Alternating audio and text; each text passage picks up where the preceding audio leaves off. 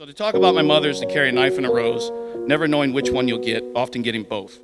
I took the supermarket flowers from the windowsill. Both her and I have fiery, generous, protective, and loving personalities, and I love and miss her tremendously. Packed up the photo album Matthew had made, memories of a life that's been loved. Took the get well soon cars and stuffed animals. Our relationship was filled with lots of off-color jokes, and generally would not be in any How to Raise a Child magazine articles. I'm grateful for it. It made me who I am today.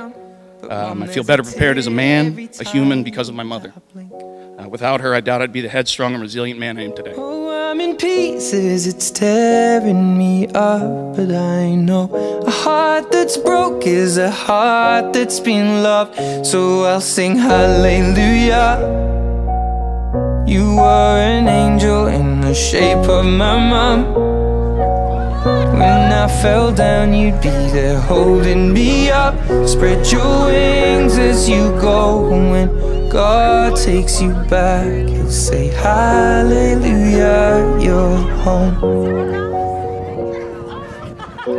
She always did the best she could for Jenny and I, always. The sun rose and set with me and my sister. My mother told me this all the time. It's something that you don't take seriously as a kid, and you only begin to scratch the surface of its meaning as an adult. I gained from my mother an utter hatred for losing, a stubbornness only matched by a mule, a genuine desire to understand, and I want to help people out because it's the right thing.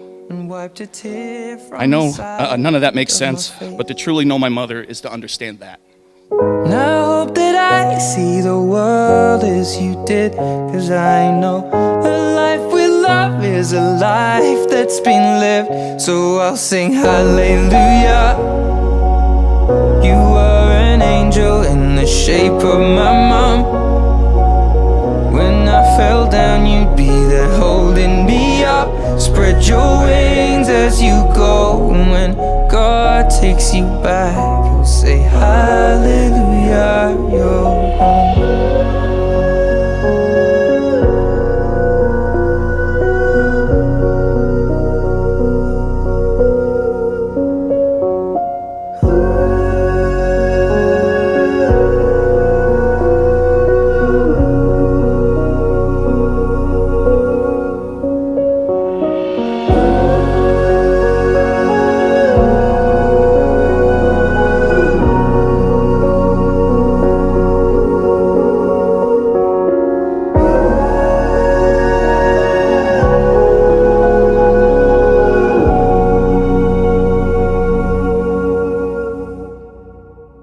Hallelujah.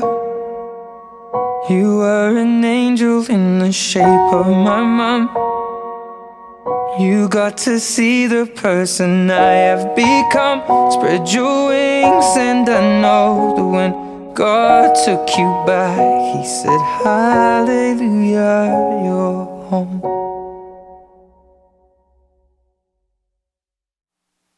First of all, incredible, simply incredible to look out upon this room today and see so many people. So it feels to be here for the same purpose of celebrating my sister Glenda's life. Make no mistake, she's here. She's been working the room, trust me, because that's what we do. We work the dang room. From the second you walk in to the second you leave, we're part of what you are to us. She's here. I see it with the laughters and the smiles, sharing of the stories, the pictures. You know, that took for frickin' ever. This video, unbearable, unbearable, okay?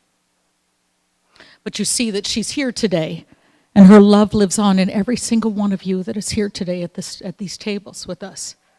And before I get ahead of myself, because I have a tendency to do that, because I'm thinking 5 steps ahead all the time, I'd like to share our family's greatest gratitude to everyone that was able to join us today, and even to those folks that weren't and are joining us by way of a live video feed. Thank you, Jenny, for arranging for that.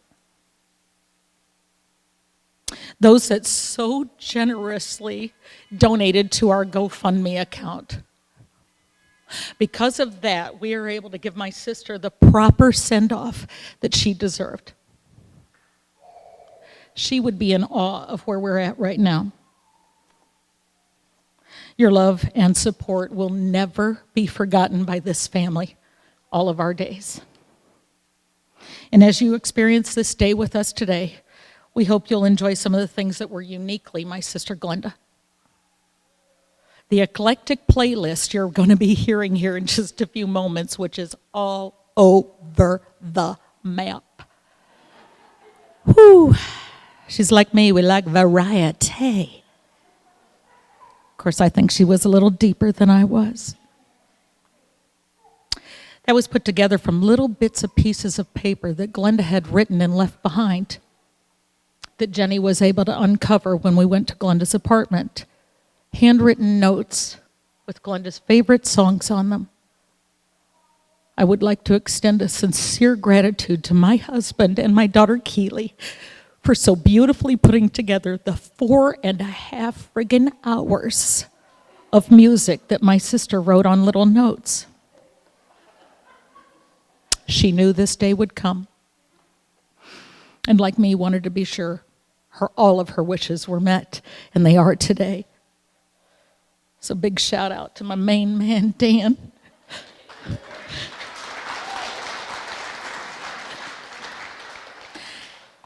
Friends, her favorite candies are on your table. Glenda lived for bit of honey. Who lives for bit of honey? Andy's Mints and Twix. I live for Twix. She loved fresh, colorful flowers, and that's what you're seeing here today. And the food, well, everyone knew that Glenda was a bottomless pit. That girl could eat nonstop and never gain an ounce. Definitely not a gene I got. She loved variety, and we're so grateful to our dear Chelsea for putting this together for us today. I don't know what we would have done without you.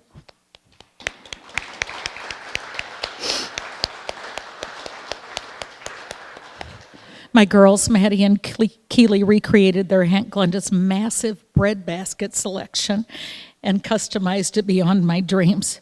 She would always bring this bread basket to our big functions, and she was known for it by everybody. It was like Glenda was assigned to bread basket. You know how it is at family functions. You're assigned to a thing, even though you don't like the thing.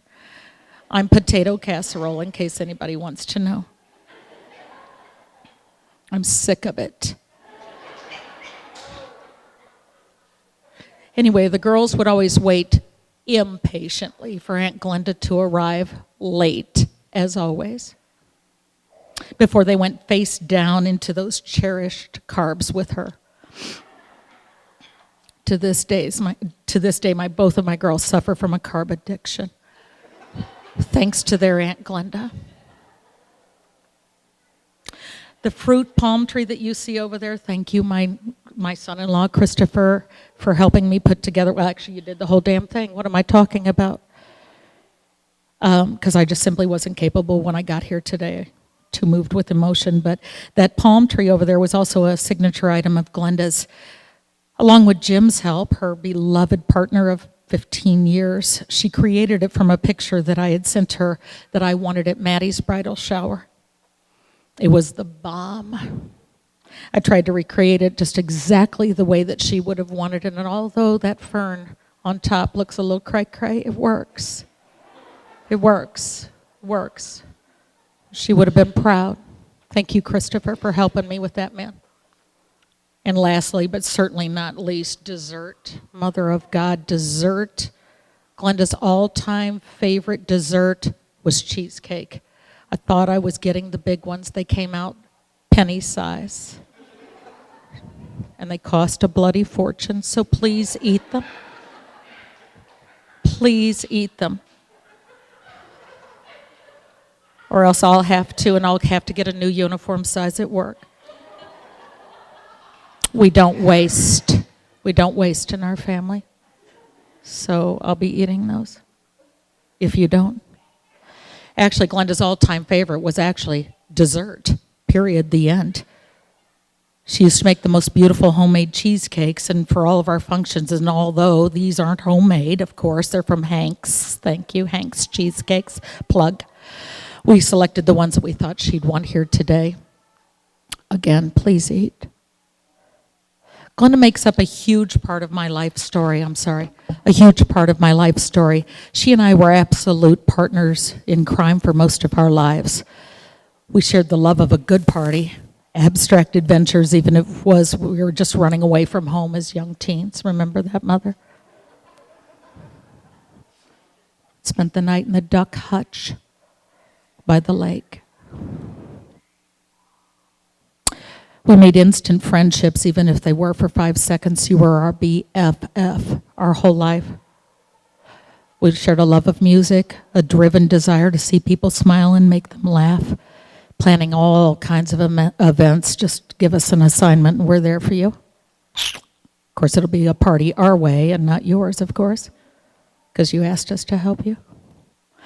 A clean and organized home, no matter what our resources were or what your resources may have been. We made sure that things were always together. A servant's heart. We loved animals. We loved babies. We loved cool clothes, shoes, and accessories. A raging spirit of survival and a love of life and all of its splendor through the years. Listening to some of the songs today that she wrote on her little tiny notes that we put together with her little handwriting on them took me back to so many, many days with her. One in particular was the song Love Roller Coaster, which I don't know if we've heard that just yet, but we'll be hearing that soon. It's a disco song by the Ohio Players. Thank you very much. Yeah, it's disco. She and I would frequent a number of bars across the river in our high school days, beginning mostly because they didn't card us. All we wanted to do was dance and drink illegally. Don't judge. We stumbled upon a place called the Upper Level in Granite City. Okay, so picture an upstairs bar in the heart of a steel manufacturing town with lots of old men, oxygen tanks, cigarettes hanging out their mouth, whiskey in their glasses, a 10 by 10 dance floor, low lighting, a disco ball, and a low functioning stereo system. Okay? Now picture two 16 and 17-year-old blondes with satin bell-bottom pants. Satin bell-bottom pants. Shimmery blouses like this one. Platform shoes, lip gloss, and feathered bangs to put Farrah Fawcett to shame. Music comes on, we hit the floor. Arms flailing, legs commandeering that parquet floor. Hips wielding and hair bouncing, lips moving to the music, and Glenda belting out the chorus as, call the Coast Guard, call the Coast Guard, yeah. Say what? Being totally into my own mood, and of course somewhat aware of hers as I was working the floor my own self. I didn't realize what she was saying until I got closer. I always meant to write the Tonight Show about that song and tell Jimmy Fallon to use that in his misheard lyrics part of the show. So the song was not Call the Coast Guard, it was Love Roller Coaster. Yeah, roller coaster. But she's up there working it with Call the Coast Guard. Sweet. Good times. That was just one of the many stories I could tell you about her, but if I go on, it'll be Monday. Glenda had an electric personality and the energy of a nuclear power plant. She lived like there was no tomorrow, oftentimes with reckless abandon. Glenda loved finding things that were broken or a bit abnormal and turning them into useful and beautiful new replicas of themselves. Sort of like the land of misfit toys. She embraced all that was colorful and even those things that were dull and was easily distracted, trying to be a part of them all. Over the years, our lives took us in many different directions. Life moved forward and so did we. Glenda was the first of my sisters to give me a niece and nephew, my beloved Chris and Jenny. She loved those kids more than she ever realized she had the capacity for. They brought her grandchildren that she cherished beyond words. She treated my children like they were her own and made a profound impact on their lives, as well as my sister Debbie's kids, Brooke, Casey, and Glenn. She believed in every part of everything I did, even if it didn't sound like it was a good idea at that time. We'd figure it out later. She thought I could do no wrong, adored my husband and my girls, and loved me more than I loved myself. She reminded me of who I was and what I meant to her as often as I needed her to, and more. We were there for each other through the good, the bad, and the ugly, and never stopped believing each other for our entire futures together. I will cherish that all of my days. Glenda worked tirelessly to be all that she could to those she loved and to those she knew needed love. She often found herself immersed in the struggles of others just so they wouldn't feel alone and hopeless. I can connect to that. She gave of herself in ways most could never understand. She always had hopes and dreams of a life of complete inclusion for everyone, and a normal that didn't have boundary lines, wouldn't be judged, criticized, or condemned. Those fortunate enough to be a part of her heart would quickly find themselves feeling validated, supported, and confirmed once they met her. She had a way of turning dark days into brightness just by being. She was always conscious of the pressures and expectations that the world places upon us, and the often unattainable standards and benchmarks of the pseudo-normal label that she strived to preserve. On Glenda's relentless quest in life for peace, love, and happiness, she combated many highs and many lows. The lows were stumbling blocks that became obstacles to her life's stepping stones and would leave her brokenhearted. She found herself searching for tomorrows that were identical to her today's, and it would eventually take its toll on her spirit. She became weary physically, emotionally, and mentally, but never stopped believing she'd find joy again one day. And though she was taken away from us much sooner than we planned, she left an incredible mark on this earth and in the lives of those privileged enough to know her or to know of her through us. Today would have been the greatest day of my sister's life as she gazed upon this room to see the difference that she had actually made. And as I come to a close, whether you knew her intimately, closely, casually, or by association through those of us in this room, I hope you'll cherish her spirit as much as I do, and know that each of you here today touched her life in ways you'll never begin to imagine. To everything there is a season, a time and place for everything under heaven. Glenda's legacy is her season. And until we meet again, my sissy, thank you for being a part of my story. I will love you beyond always. Another day has almost come and gone. Can't imagine what else could go wrong. Sometimes I'd like to hide away somewhere and lock the door. A single battle lost, but not the war. 'Cause tomorrow's another day, and I'm thirsty anyway. So bring on the rain.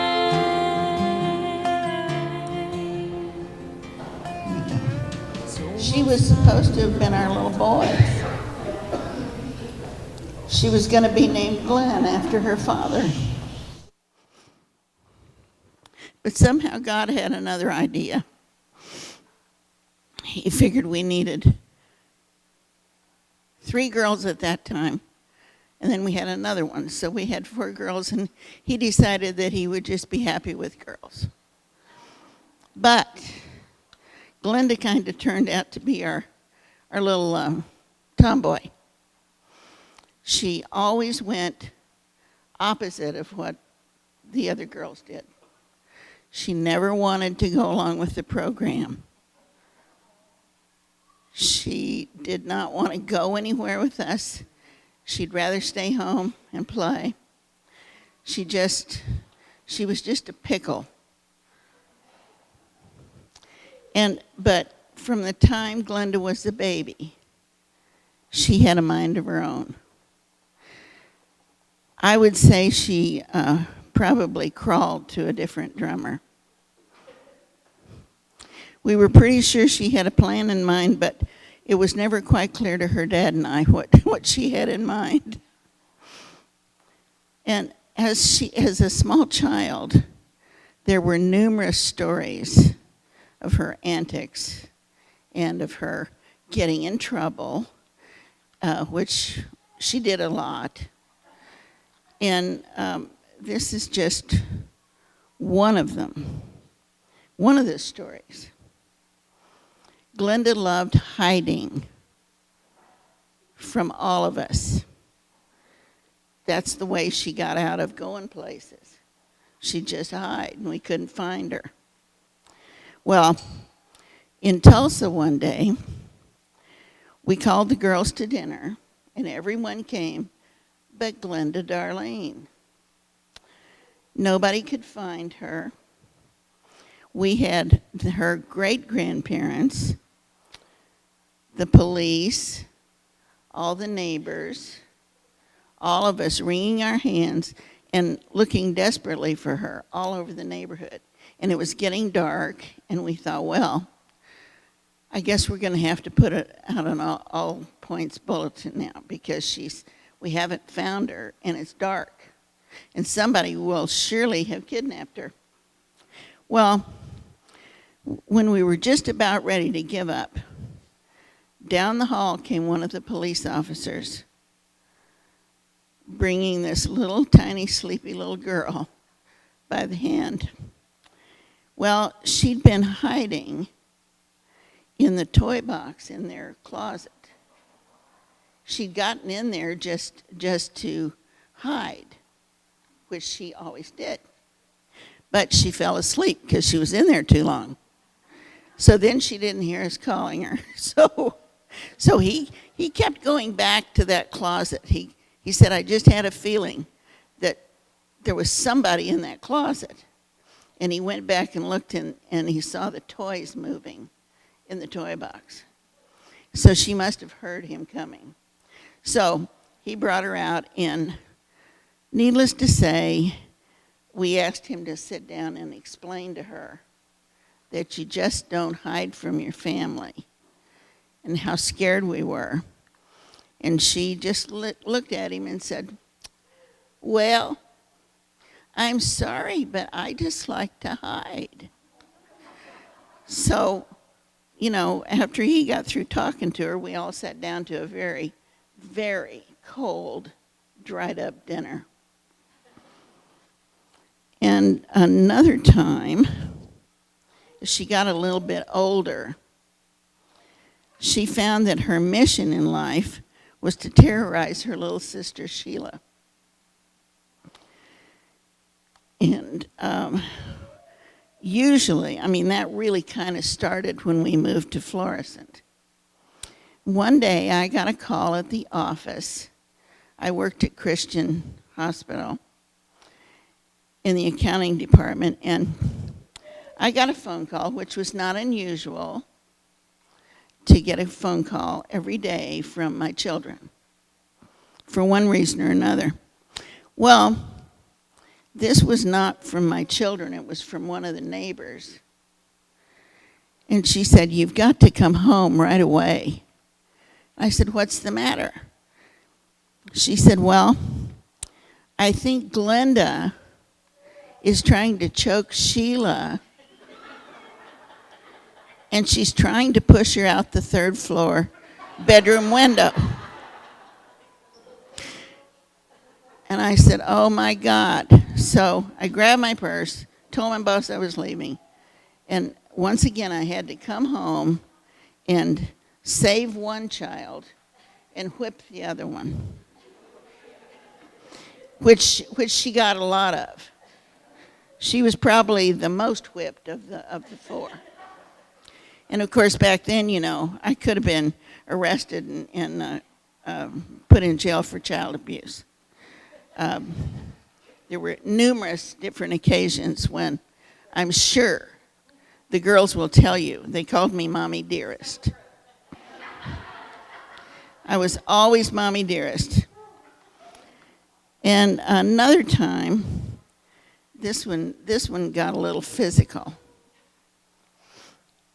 Glenda got mad about something in the morning. She was never really a morning person anyway. And it was hard to wake her up. She slept like a log.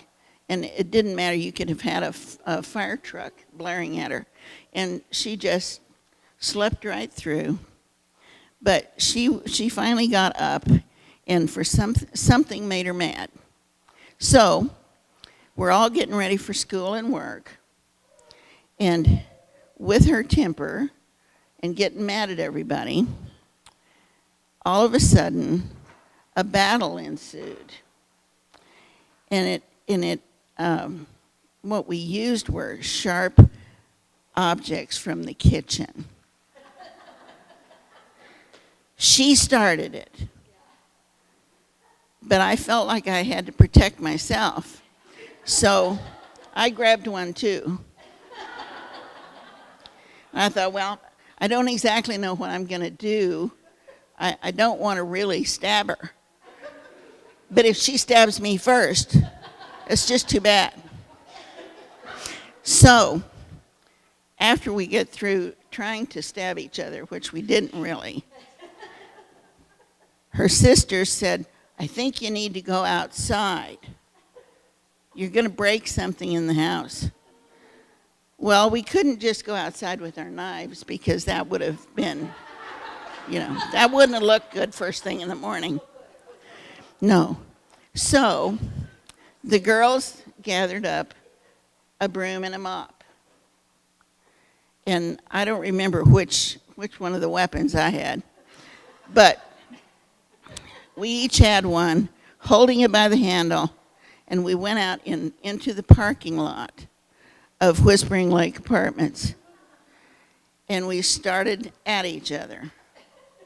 Well, I'm sure, I wish I had had pictures of that, because I have no idea what we looked like. But we were swinging mops and brooms and banging into each other, and both of us were screaming and yelling and crying. And, of course, we had a wonderful group watching, which was very embarrassing afterwards. And finally, I was getting out of breath because I have asthma. I thought, oh, my God, I'm going to have an asthma attack and fall down. Well, finally her sisters decided that enough was enough. And so they tackled Glenda and threw her to the ground. And I got away. And we finally got everybody kind of back together, and we went our separate ways. And that was another time that I went to work with my bottle of Valium. Because it was like nothing you could ever have seen. But, with all that in mind, I'm not trying to make Glenda look like she was a bad kid. She was just a different kid. And the thing about Glenda is that she brought happiness to so many once she grew up. And she always was helping those less fortunate than herself. She loved little babies and small children, and she would have taken in every homeless dog or cat if she'd have been able to. And they did, on occasion, bring home poor little animals, and we'd have to keep them, So that was just one of the things that she just always insisted on. We had a lot of cats, actually. We had a mother cat that had babies, and the cats would crawl up the curtains. The babies would crawl up the curtains. And I was always fussing at them because of all the damn cats and the curtains being shredded. that it wasn't a nice look in the house, you know. But all this aside, I think that her heart was as big as the world, bigger than the world. And even as we said our goodbyes to her in the hospital, her heart remained strong. And I know that Jenny and Christopher had their hand on her chest, just feeling her heartbeat. And it just kept beating. Well, finally, it slowly gave up. But it wanted to go on and on, just like we wanted her to. I can only say that I'll miss her more than I can express. She was far away in distance from me and her sister Sheila for quite a while, long time as a matter of fact. And she was kind of far and distant from everybody, I think, for about a year. But she was and will always be right in the middle of my heart. And I'm sure in the middle of your hearts too. To her sisters, her children, her grandchildren, her partner for many years, Jim, and her many friends and coworkers, I just ask you to always keep her in your hearts, because that's what she'd do if the tables were turned and she was here, standing up here talking to you today. I know she would love this celebration, and all I can say to her is that I love her, and I'll really, really actually miss her not doing something honorary. Thank you.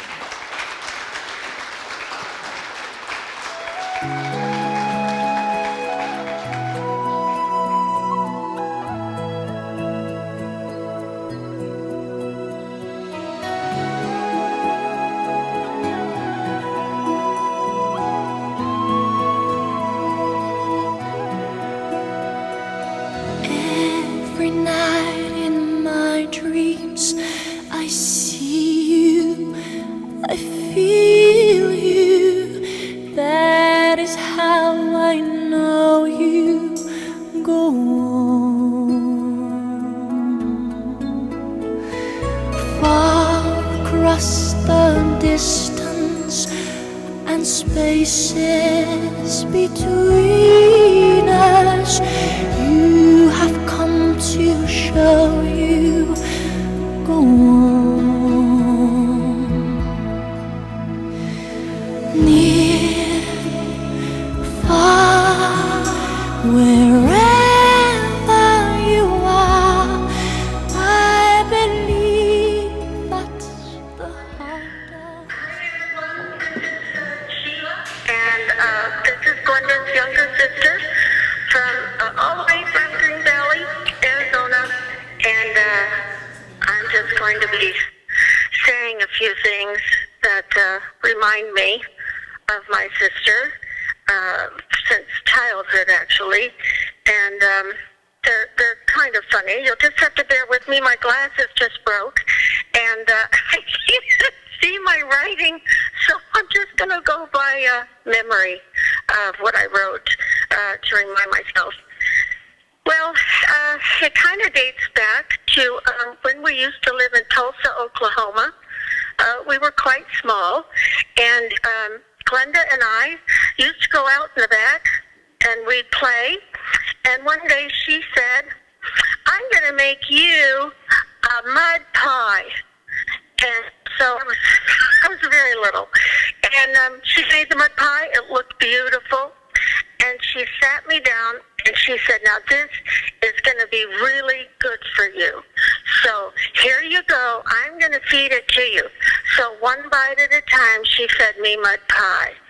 And I'm sure that back then, 3 and 4-year-olds just weren't quite as savvy as the 3 and 4-year-olds of today, because I'm sure a 3 and 4-year-old probably would not eat the mud pie. But I did, because she made it, and she said it was going to be good. So I believed her. And, you know, she is a good baker. So anyway, on to our next story. And I believe I have the timelines right, but I do have family there, so they'll know. It was Memphis, Tennessee. And Glenda used to run away quite a lot at those times, and so she never went far. So one time she said, "You're going with me." And she made us pack 2 sacks full of groceries that we would need on our outing. And so here we went out the door. No one was around. And we went all the way to the house behind us that was being built. It was in construction, but the only thing that was actually built was the closet. So we went and hid in the closet with our sacks of groceries. So she made sure that we would be fed. Well, it didn't last long. We were found. They opened the door, and there we were with our sacks. And, of course, Glenda was eating. Well, you know Glenda, she loved to eat. So, but we had plenty of food. You know, obviously she got in trouble. You know, that wasn't the last time when we lived there. So we're moving now on to a place we lived in Louisville, Kentucky. And I remember this so well because it had to do with my very best friend, whose name was Mary Pat Buckley. And we went everywhere together and sang songs together and were appendages. My sister Glenda decided, I guess maybe because of, I don't know, the rough school we went to, I don't remember any of that, but she said, you have to learn how to fight, and I'm going to teach you, because you're going to fight your best friend. And I thought, okay. I thought, that's really horrid. I have to fight my best friend. And I said, but why do I have to do this? Because I just don't know, but you have to learn how to fight, just in case you get in a fight. You'll know what to do. And I said, oh, dear. So my sisters, Debbie and Krista, were also involved in this situation. And there we were after school one day, and we had to fight. And Glenda said, go ahead, Sheila. You can do it. Throw that punch. And I said, oh, my God. And so I did. Well, it came out that I threw a lot of punches. And I walked away with no scratches, no injuries, but that wasn't the case for poor Mary Pat. We were still friends. Believe it or not, we were still friends. But I never got in a fight in my life. So there you go. So much for having to fight, right? So that's a lesson to anyone out there. You don't have to fight. It's okay. Even when you're kids. So we move on, you know, to St. Louis. We lived at Whispering Lakes. I'm sure a lot of you know where that is. And some of you remember it very well. Well, this is kind of, I look back and I laugh at it now, obviously, and I've laughed at it and about it for years. And let me just preface this with saying, I have no idea in the world what was wrong and why she was after me. But she'd been after me for a long time when we lived there. So it just happened that she was after me one particular day after school. And it started where I ended up in the bathroom, and she was holding one of our many, I think it was Krista's lamp or Debbie's, but they were very heavy, and they were very large ginger jar lamps. And she had it in her hand, lampshade and all, and she was after me, coming after me, and I'm in the bathtub. And I had the shower curtain to help me, not that that was going to work. I don't remember anything else, but just knowing that I got out of there, and I don't know how I got out of the bathroom, but I started running. I ran the wrong direction. I ran into Chris's room, and the window was open. We had no screens. I don't know why. That's very dangerous. I leaned out the window, and I started screaming, help. She got really mad, obviously, and she ran after me and started choking me outside. I was hanging half out the third story window, and there were people watching, and she's yelling at me the whole time. I managed to get away from her. God had to have been helping me. Glenda's really strong. And I ran down the hallway. Just as I got to the stairwell, she yelled my name. I turned around. She threw about, it had to have been 20 to 30 feet. She had a good aim. Back then in the 1970s, we girls wore what was called solid wooden clogs. She took one of those solid wooden clogs that she was wearing, and she threw it, and the heel clipped me in the knee. I went down, and I went down the stairs, and I crawled the rest of the way down 3 stories of stairs over to the neighbor's house, and I'm sure my mother probably mentioned something about this story when she spoke. But yes, I was calling her, and she was having to come home one more time because Glenda was misbehaving. Oh my God. I just think back, and really, it was pretty funny. I'm sure it might not sound funny, but it really was. So after Missouri, we came to Arizona. We didn't come, my mother and I came. My sister Glenda later joined us in Arizona, and we lived in Sierra Vista. And this sounds really strange, but she worked like 16 to 20 hours a day at Sambo's.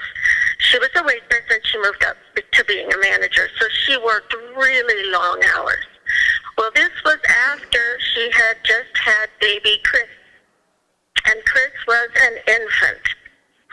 Well, if anyone knows Glenda, they know that when she would fall asleep and go to bed, you couldn't wake her up for nothing.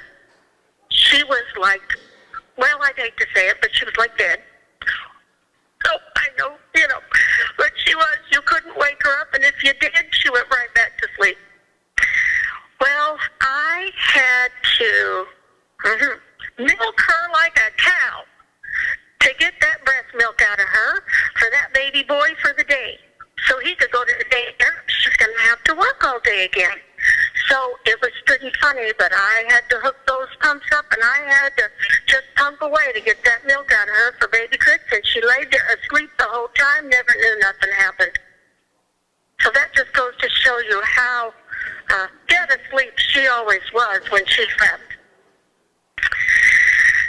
There was a time when she asked me to come to Germany. She was in Germany, and Jenny was just probably about 1.5.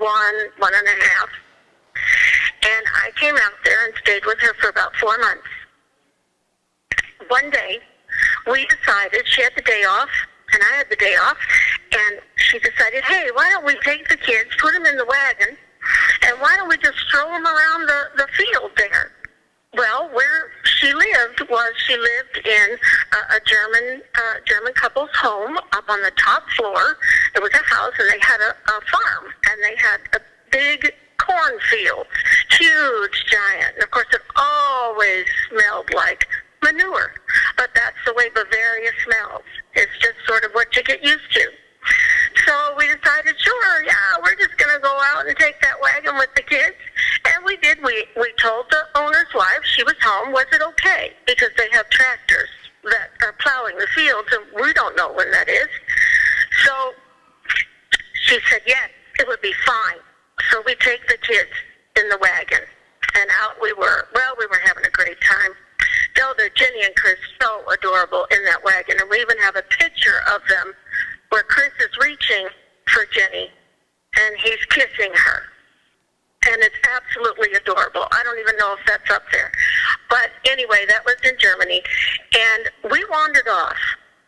Well, we suddenly realized that we'd gotten a bit far away from where we were. We were wandering down a dirt road, and we heard something quite loud.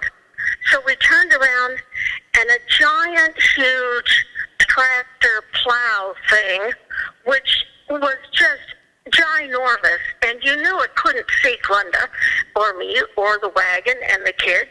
We were lost in that thing, and here it was coming down the road, and it really had a pretty good clip. Well, we just looked at each other and pretty much panicked, and we took the wrong way, and we darted into the cornfields, and we were pulling that wagon and running through the cornfields, which actually had no trail. So obviously we kind of damaged some corn. We didn't have to pay for it though, thank God. So, and the tractor was coming our direction, but we didn't know that it was tractor plow day for the corn. And well, both probably, kind of probably peed our pants at that point because we were so scared, and we made it out, thank God. But that was a pretty scary situation. But it ended up with a beautiful picture of Christopher and Jennifer. The only probably last thing that I think is pretty funny and typical of Glenda, we were out at a restaurant in Germany eating her favorite food. That would have been pork ribs. And she was heavy into the ribs. She had her face down, barbecue sauce all over her face and her hands. And she was eating like just, an energetic bunny or something. And I'm just going about it kind of slow. Well, we had some friends with us, and all of a sudden I started choking. I had broken part of a tooth off, and it was at the back of my throat, and I was choking. And it was pretty loud, and the friend said, "Oh my God, Glenda, your sister's choking. Aren't you going to do anything?" And Glenda didn't even look up. She still was eating her ribs. And she said, "Oh, yeah, I know, but don't worry about it. She'll be all right. Everything will be just fine." And she just kept on eating. And that's just typical. When it came to food, you just couldn't interrupt her. She loved her food, and she loved ribs. So those are my sort of fond memories. Some of them don't sound like they're very fond, but they are to me. And we did have a little nickname that we created for ourselves. And I have no idea how we created it, where it came from. But our name we called each other was Yinners. And that's Yinews. And we'd always call each other Yinners. And it was just a special little name that we had for each other. And we called each other that up until the last time that I saw her, when she was here in Green Valley. And I did tell her that when she was on the hospital bed. And anyway, I love you, Glenda. I know you're there with everyone. You're floating around with your light, beautiful, dynamic, bright personality. And if you could be seen, you would be glowing right now. I hope everyone can feel you there. You are a beautiful person, and we're going to miss you dearly, each and every one of us. I love you so much. Yinners.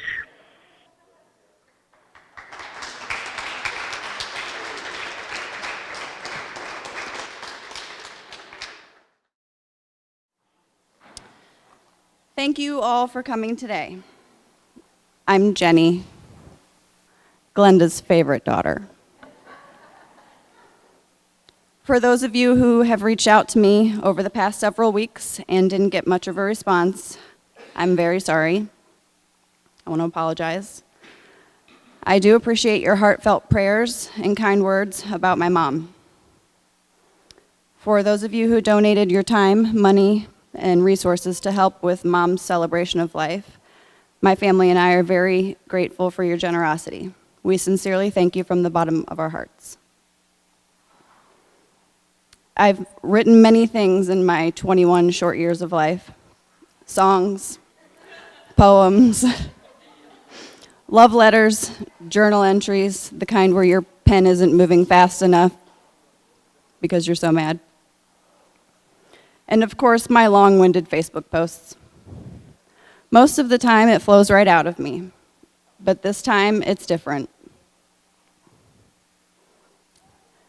I don't want to write this. I don't even want to say it out loud or even think it.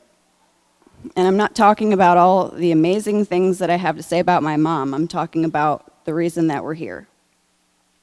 Because she isn't. I hope she's watching. I can see everybody gathered here. Thank you, baby. I love you. I'll be fine.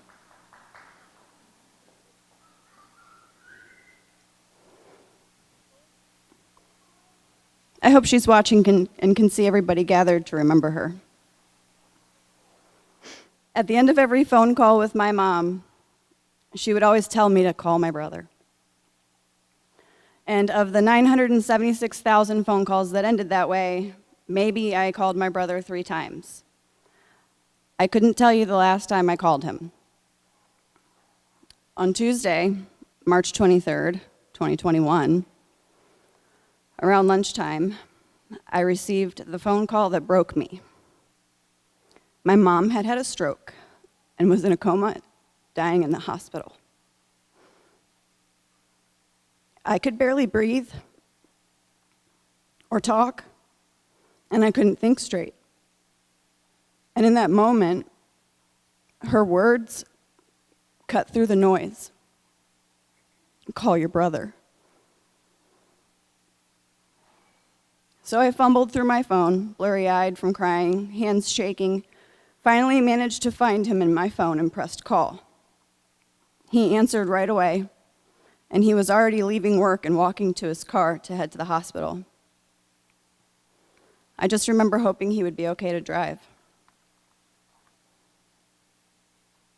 As soon as I walked into the hospital room, he hugged me. It wasn't the see you later hug that we exchanged when we see each other. It was a hug that said, I've got you. Brother, your strength and clarity over the past several weeks has amazed me. Thank you for keeping my head above water, and I know Mom is so proud of you.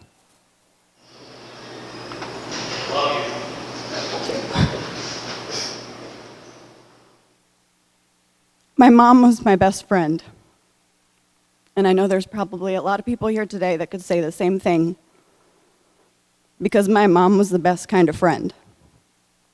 She would do anything for you. She would spend her last penny to buy you a birthday card.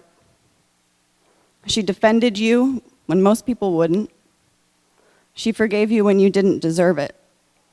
Her loyalty and dedication to those she loved is unmatched. If I called my mom and told her that I needed help burying a body, she would probably ask me if I needed her to bring an extra shovel and some snacks for the car ride. And to the NSA and Google, who are probably listening, I'm joking about the body. I could talk to my mom about anything, and she wouldn't make me feel like I was crazy or a bad person. She wouldn't even look surprised, like she already knew what I was going to say. She understood me like nobody else does. Most of us, when we look in the mirror, or when we say certain things, or when we're fussing at our kids, we think to ourselves, man, I sound like my mom. Because our mothers give us more than just life.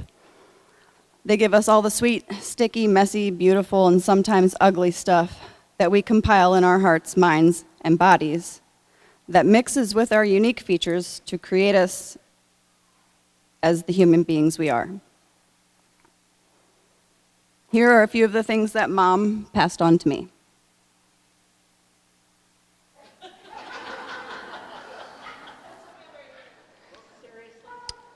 It's just cranberry and water. I'm not lying.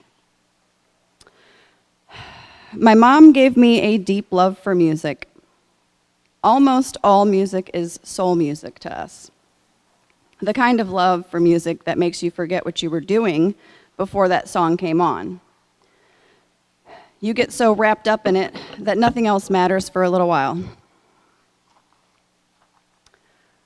My mom would hear something on the radio or on the TV, and she would get up, start doing mom dance moves, and use the closest object as a microphone.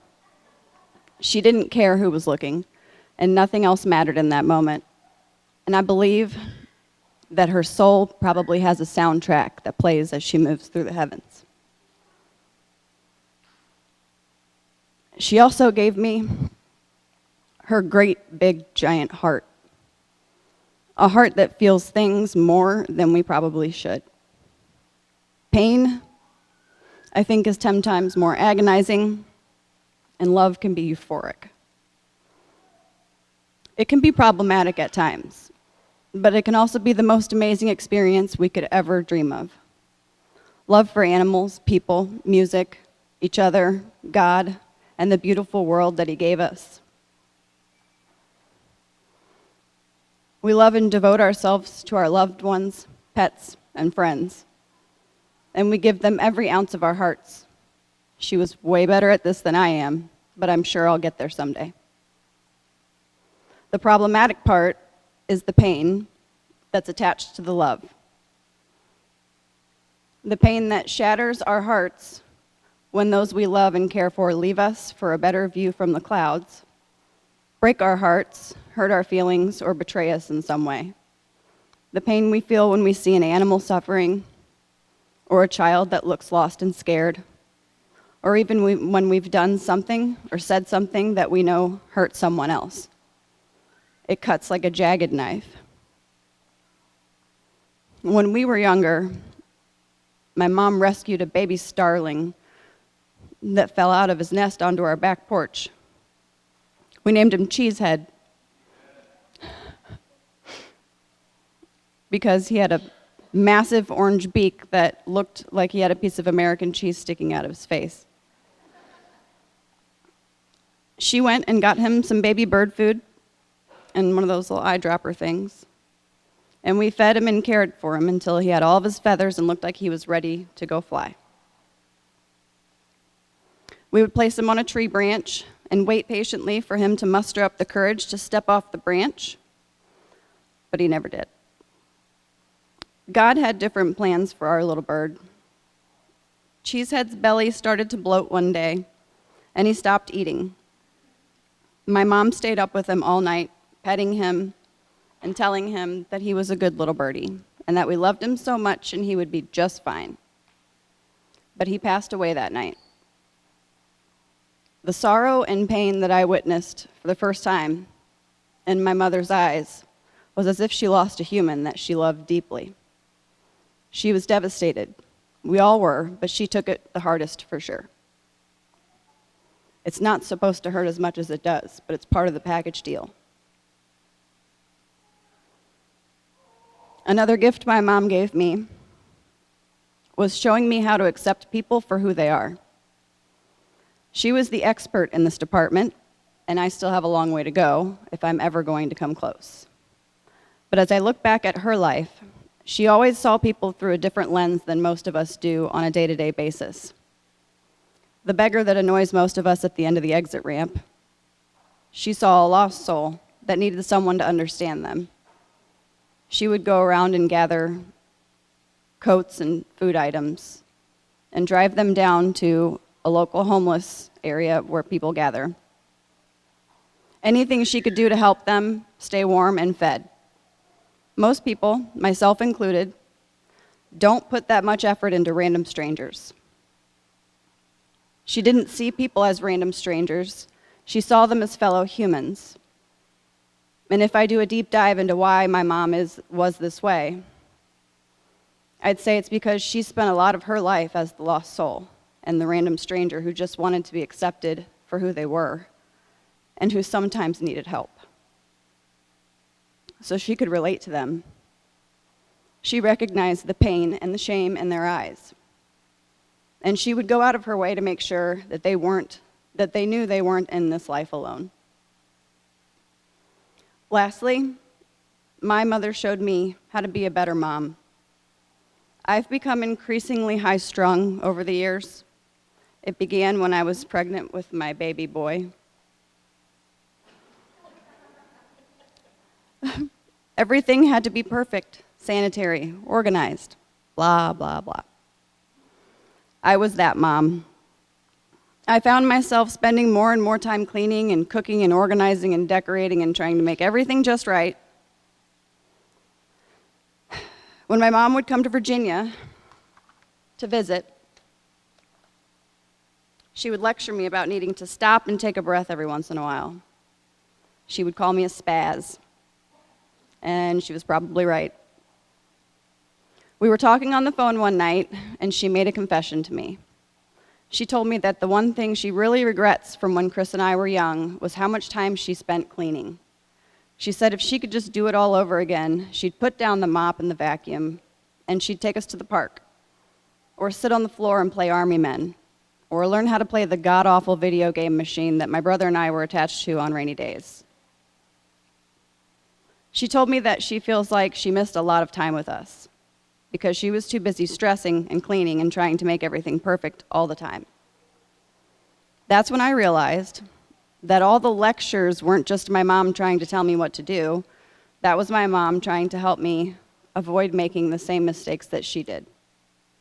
I've definitely got a lot better at not cleaning all the time. Ask my husband. He probably doesn't remember the last time he saw me with a vacuum or a mop. I'm kidding, I clean every once in a while.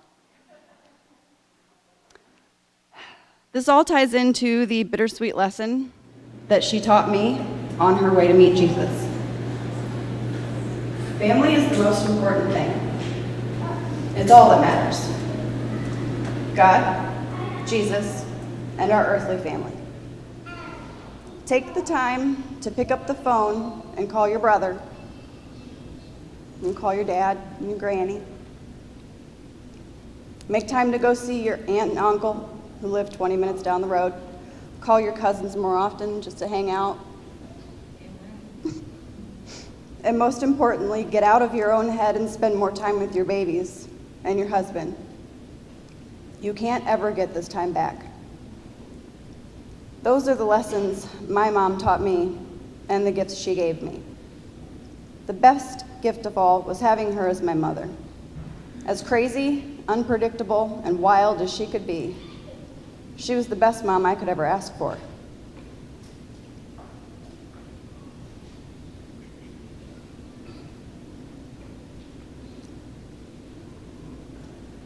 I've been creating a slideshow that's been playing of my mom from her childhood all the way to mid-March of this year when she snapped a hallway selfie. Spent days studying her face and her smile and her eyes. I can almost hear her laughing in the pictures.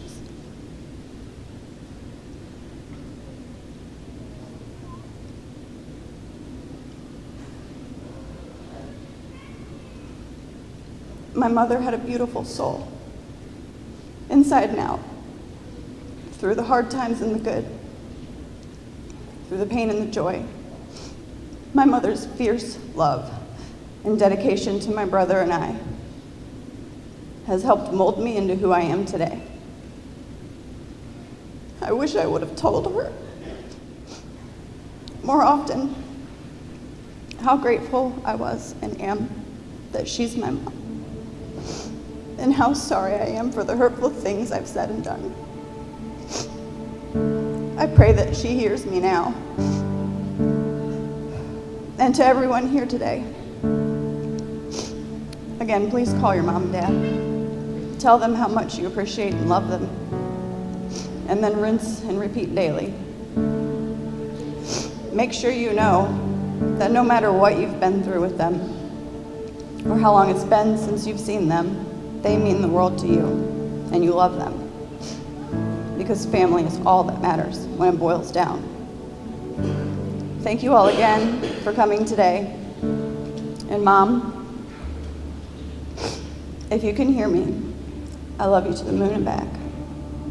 When the best of me is barely breathing, when I'm not somebody I believe in, hold on to me.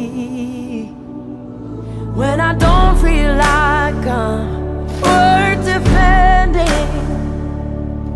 when I'm tired of my pretending, hold on to me. When I start to break in desperation,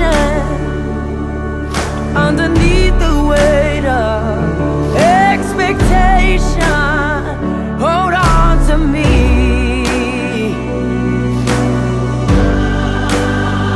Hold on to me.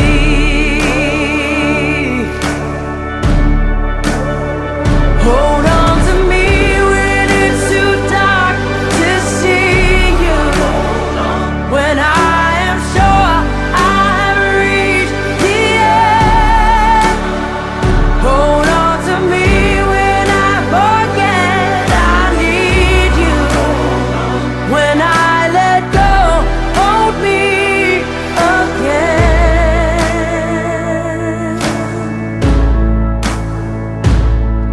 I could rest here in your arms forever, 'cause I know nobody